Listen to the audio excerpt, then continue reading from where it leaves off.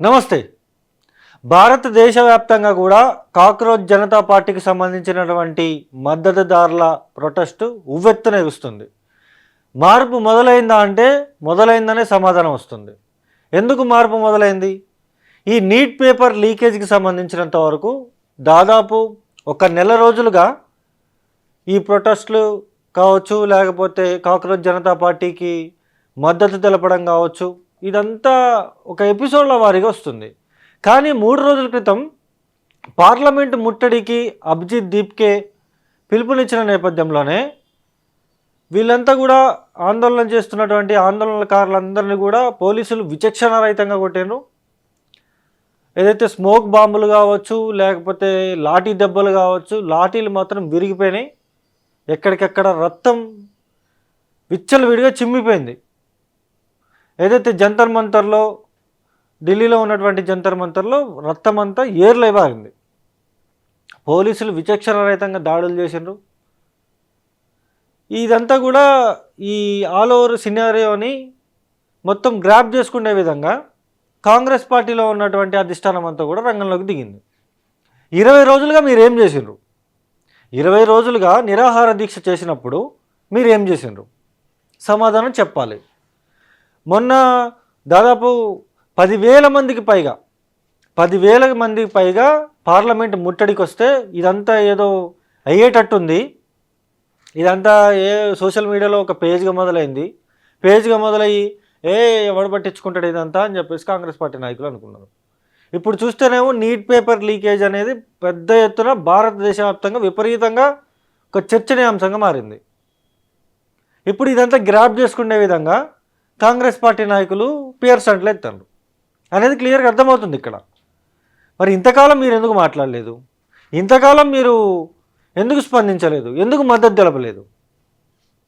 ఎవరైతే కొంతమంది ఆమ్ ఆద్మీ పార్టీ లేకపోతే వాళ్ళు వీళ్ళు వచ్చి మద్దతు తెలిపారు. ప్రకాష్ రాజు ఫస్ట్ నుంచి ఆయనతో ఉన్నారు. సోనం వాంగ్షుకి సంబంధించినంత వరకు ఆయన ఆరోగ్య పరిస్థితి విషమిస్తుందని చెప్పేసి డాక్టర్లు చెప్తున్న పరిస్థితి కూడా ఉంది. మరి మీరు 20 రోజులుగా నిరాహార దీక్ష చేస్తుంటే కాంగ్రెస్ పార్టీ నాయకులు ఏడబోయినరు. ఇప్పుడు సీజేపీ పార్టీకి సంబంధించినటువంటి మద్దతుదారులు కావచ్చు, లేకపోతే అభిజిత్ దీప్కే కావచ్చు, వీళ్ళు ఏం చెప్తున్నారంటే మాకు రాజకీయం వద్దు, ధర్మేంద్ర ప్రధాన్ రాజీనామా చేయాలి, ఇట్లాంటి నీట్ పేపర్ లీకేజీలు జరగకుండా మీరు కఠినమైన ఆంక్షలు విధించాలి అని వాళ్ళ డిమాండ్లలో ఉన్నాయి.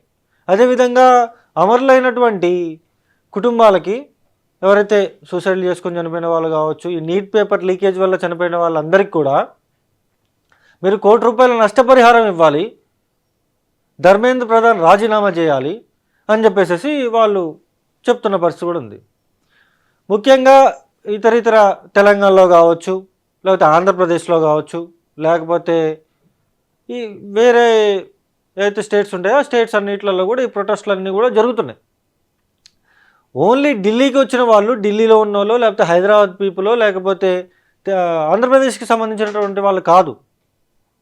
వాళ్ళంతా కూడా భారతదేశ పౌరులు.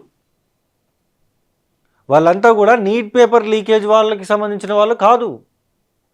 వాళ్ళకి మద్దతు తెలపడానికి వచ్చినటువంటి వాళ్ళు విద్యార్థులు, ఎవరైతే మద్దతు తెలుపుతున్నటువంటి వాళ్ళ కుటుంబ సభ్యులు, ఎవరైతే చనిపోయారో వాళ్ళ కుటుంబ సభ్యులు, వీళ్ళందరూ కూడా దీనికి సంబంధించి పెద్ద ఎత్తున అక్కడ ఆందోళనలు చేస్తున్నారు. ఆందోళనలు చేస్తుంటే ఒక్కరు కూడా పట్టించుకోరు దీని గురించి.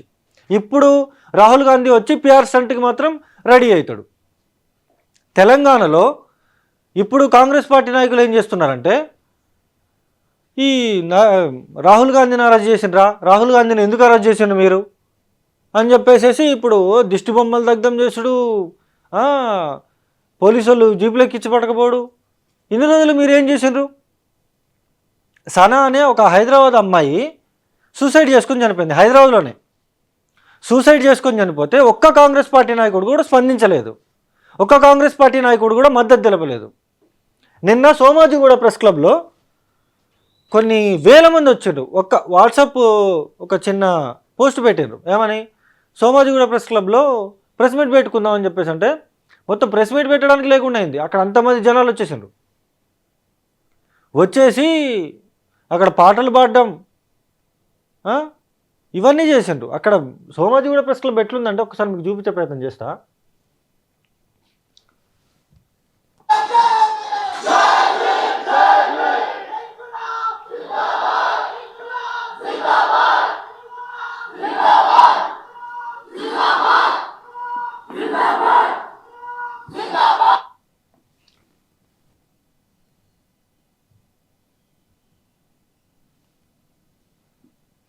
చూడొచ్చు ఎంతమంది వచ్చారంటే అసలు ఇసుకేస్తే రాళ్ళంత జనం వస్తున్నారు అక్కడికి. నేను ఆర్మీ గురించి ఒక నిమిషం మాట్లాడాలి. మేము లాస్ట్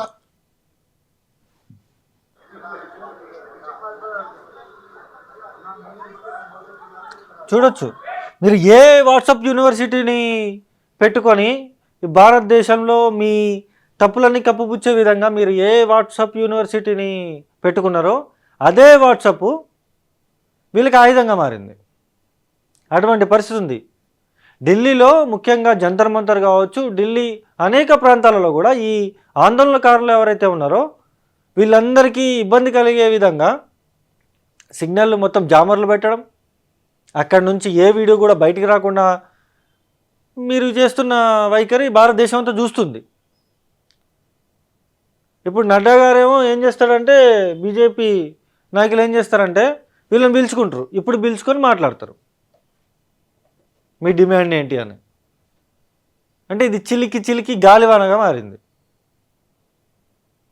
ముళ్ళుని ముళ్ళుతోనే తీయాలన్నట్టుగా వీళ్ళు ఏ వాట్సాప్ని ఉపయోగించుకొని మీరు ఇంతకాలం పరిపాలన చేసిండ్రో గదే వాట్సాప్ వీళ్ళకు ఆయుధంగా మారింది.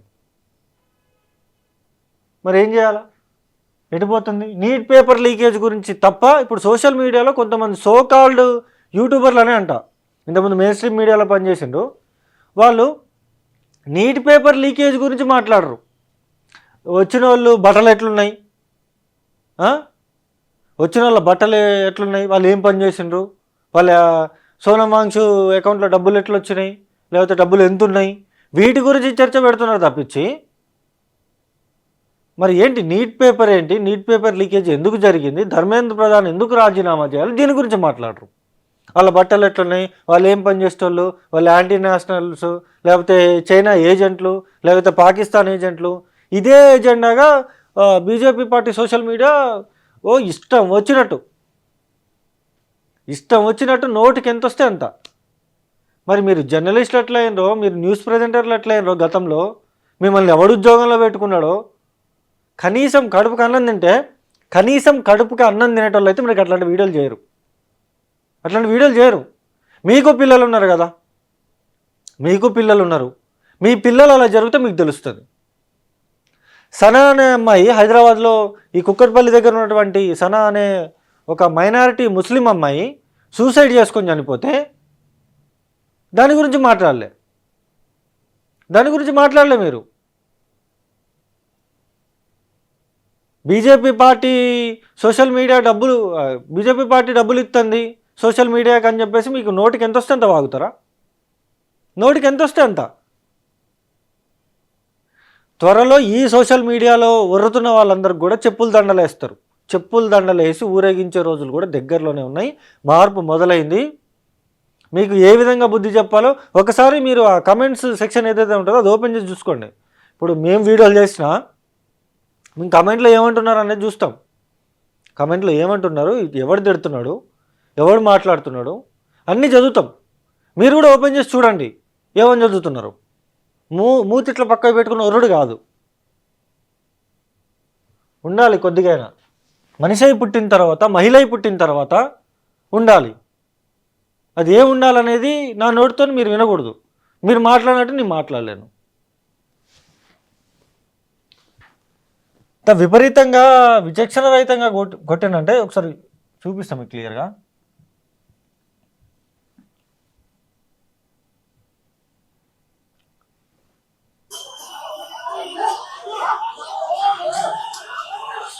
ఇది ఢిల్లీ జంతర్ మంతర్ దగ్గర.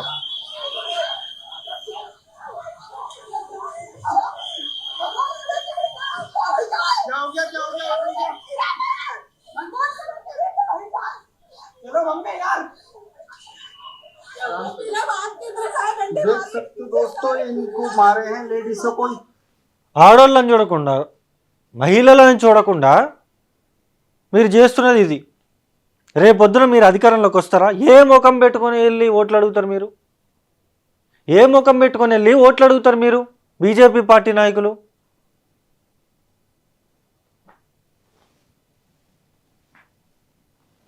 इसको इतने मारे हैं, इनको सबको मारे हैं। हाथ में तुरंत ये निकला, सब बढ़िया पूरी पीठ पीली पड़ती है। मेरी बहन को मारा, मेरे भाई को भी मारा।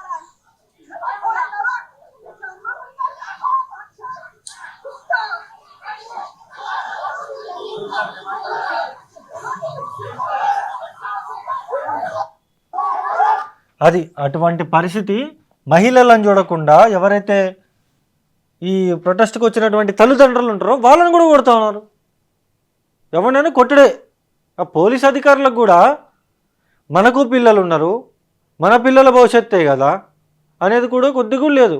నేమ్ ప్లేట్లు దాచుకొని ఎవరైతే నడుస్తూ ఉంటారో వాళ్ళ కాళ్ళల్లో అడ్డుపెట్టి కావాలని వాళ్ళతో గొడవ పెట్టుకొని వాళ్ళని కొట్టడం, ఇటువంటి పరిస్థితి అక్కడ ఉంది. ఇటువంటి పరిస్థితి అక్కడ ఉంది. దాని గురించి ఎవడు పట్టించుకోడు, దాని గురించి ఎవడు మాట్లాడు.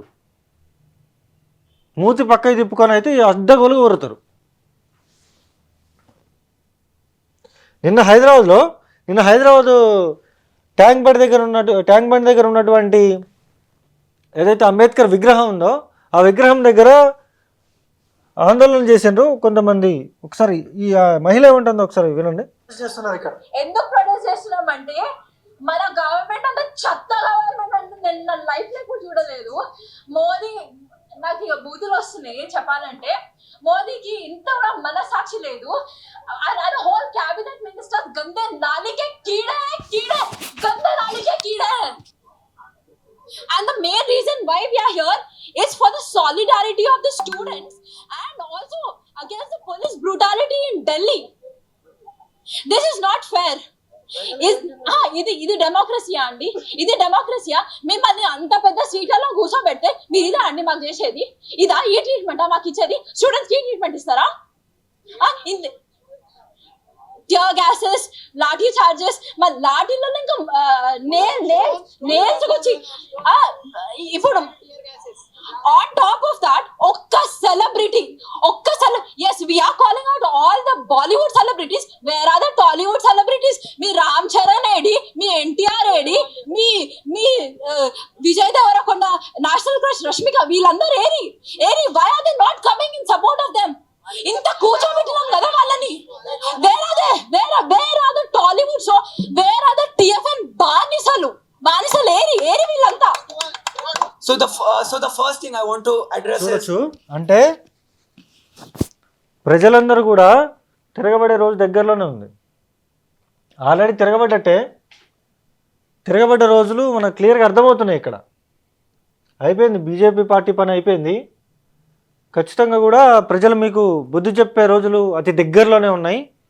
అసలు ఎటువంటి పరిస్థితి ఉంది ఢిల్లీలో అసలు ఎటువంటి పరిస్థితి ఉంది ఏంటి అనేది మనం క్లియర్గా తెలుసుకునే ప్రయత్నం చేద్దాం. ఇప్పటికే ఎవరైతే నిరసన కాలంలో ఎవరైతే ఉంటారో కాంగ్రెస్ జనతా పార్టీకి మద్దతు తెలుపుతున్నటువంటి వాళ్ళందరూ కూడా ఎవరైతే సాక్షి అని చెప్పేసి ఒక మహిళ ఉంది, ఆ మహిళ కూడా ఐసీయూలో ఉంది. దీనికి సంబంధించినంత వరకు కూడా పెద్ద ఎత్తున విమర్శలు ప్రతి విమర్శలు కూడా ఎదుర్కొంటున్న పరిస్థితి కూడా ఉంది. కానీ ఎవరైతే కాంగ్రెస్ పార్టీ నాయకులు ఉంటారో ఈ సిచ్యువేషన్ అంతా గ్రాప్ చేసుకునే విధంగా వీళ్ళు చేస్తున్నారు. ఎవరైతే ఆందోళన చేస్తున్నటువంటి వాళ్ళు చాలామంది కూడా కనిపించట్లేదని చెప్పేసి అక్కడ ఉన్నటువంటి వ్యక్తులు కూడా చెప్తున్నారు. అసలు మాట్లాడే ప్రయత్నం చేద్దాం. అసలు ఎటువంటి పరిస్థితి ఉంది అక్కడ? మన ప్రతినిధి ప్రత్యూష మనకు అక్కడ లైవ్లో అందుబాటులో ఉన్నారు. ప్రత్యూష, హలో సన్నీ, చెప్పండి.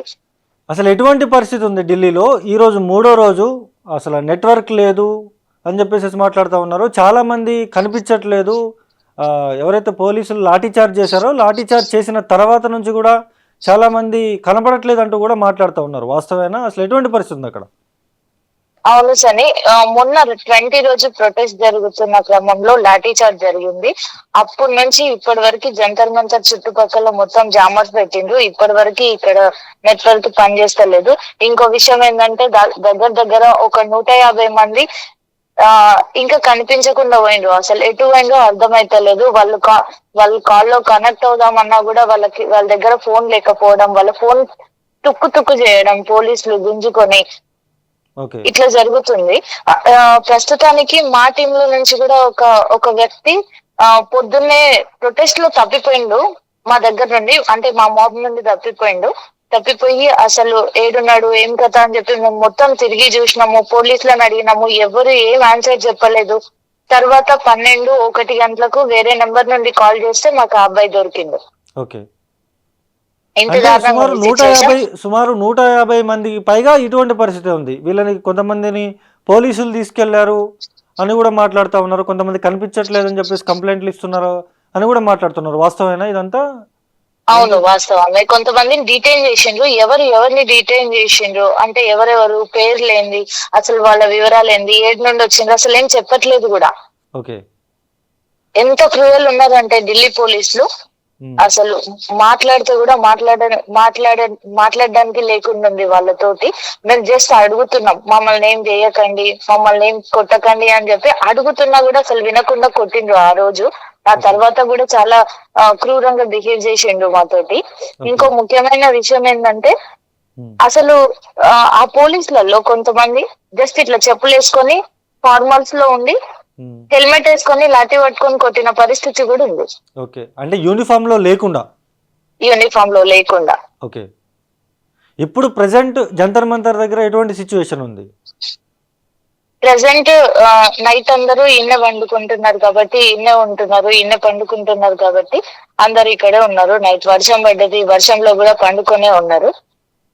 ఓకే ఇప్పుడు ఢిల్లీ సరిహద్దు ప్రాంతాలు అన్ని ప్రాంతాలలో కూడా మొత్తం చెక్ పోస్టులు పెట్టారని చెప్పేసి మాట్లాడుతూ ఉన్నారు. ఎటువంటి పరిస్థితి ఉంది అక్కడ చెక్ పోస్టుల దగ్గర? మొత్తం అంటే ఢిల్లీకి రావడానికి ఇప్పుడు చాలా దాటుకొని రావాలన్నమాట. అన్ని చెక్ పోస్టులు పెట్టిండ్రు. 20 రోజు అయితే మొత్తం ట్రాన్స్పోర్ట్ అంతా బంద్ చేసిండ్రు. ఆ తర్వాత స్టార్ట్ అయింది.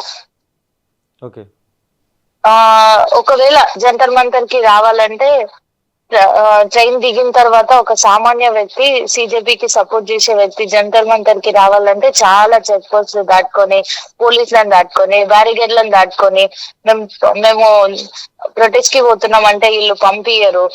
బ్రతిలాడుకొని మెల్లిగా వాళ్ళు చూడనప్పుడు వచ్చుడు. ఇంత దారుణంగా ఉంది పరిస్థితి. Okay thank you Pratheesha.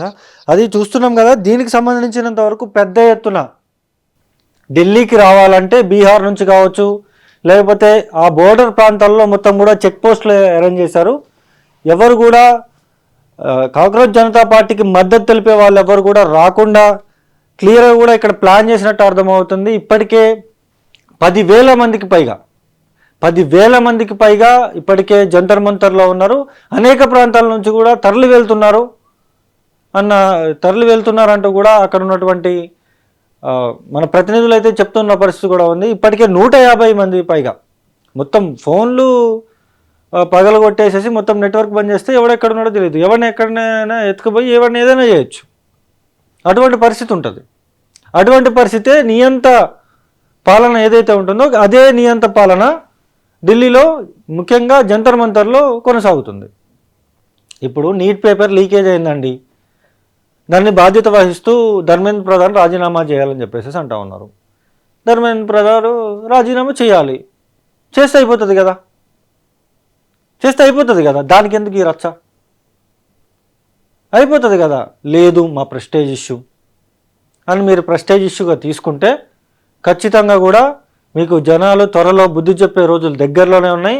ఖచ్చితంగా మీకు బుద్ధి చెప్తారు. వచ్చే ఎలక్షన్స్లో బీజేపీ పార్టీకి డిపాజిట్లు కూడా గల్లంత అయ్యే పరిస్థితి కూడా ఉంటుంది. ఇదే యువకులు తలుచుకుంటే ఎటువంటి పరిస్థితి ఉంటుందో మీ ఊహకే వదిలేస్తున్నాం. ఇంతవరకు ఢిల్లీలో అనేక ధర్నాలు జరిగినాయి, అనేక ప్రొటెస్టులు జరిగినాయి. ఎప్పుడు కూడా నాకు తెలిసినంత వరకు ఇంత పెద్ద ఎత్తున కూడా ఎప్పుడు జరగలే. ఇంకా ఇది ట్రైలర్ మాత్రమే, ఇంకా అసలు సినిమా ముందుంది. మీకు సినిమా చూపించే రోజులు దగ్గరలోనే ఉన్నాయి. సొంత దేశ పౌరులైనటువంటి వాళ్ళను కూడా నిర్దాక్షిణ్యంగా మీరు చంపేసిన ఘటనలు ఎన్నో ఉన్నాయి. సరే, అదంతా కాసేపు పక్కకు పెడితే ఖచ్చితంగా కూడా ఈ సోనం వాంగ్షుకి ఏమన్నా అయితే మాత్రం మొత్తం అంటుకుంటుంది.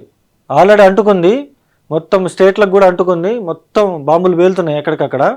ఖచ్చితంగా కూడా మీ సీటు కింద బాంబు పెట్టే రోజు కూడా దగ్గరలోనే ఉంది. మీ సీటు కింద బాంబు కూడా పేలుతుంది అనేది మీరు గ్రహించి ఇప్పటికైనా మీరు దీనికి సంబంధించిన కార్యాచరణ మీరు తీసుకొని ఇది చేయకపోతే ఖచ్చితంగా కూడా బీజేపీ పార్టీ నాయకులు బయట తిరిగే పరిస్థితులు ఉండవు. చెప్పులు దండలు తీసి మెళ్ళ వేసి ఉరికిచ్చి తన్నే రోజులు కూడా దగ్గరలోనే ఉన్నాయి. లేకపోతే మీరు ఫారెన్కో లేదా దుబాయ్కో పారిపోవాల్సిన రోజులు కూడా ఉన్నాయి దగ్గరలోనే. ఈ సోనం వాంగ్షు ఇప్పటికే 22 రోజులు 21 రోజుకు సంబంధించి ఆయన నిరాహార దీక్షలో ఉన్నాడు. ఆయనకి ఏమన్నా అయితే మాత్రం భారతదేశం బగ్గుమంటది. ఏమవుతుంది ఏంటనేది మీ ఊహకే వదిలేస్తున్నారు బీజేపీ పార్టీకి సంబంధించినటువంటి మద్దతుదారులంతా కూడా. మరి ఏం చేస్తారు ఏంటనేది వేచి చూడాలి. మినిట్ టు మినిట్ అప్డేట్ మీకు అందించే ప్రయత్నం చేస్తాను. చూస్తూనే ఉండండి మైక్ టీవీ.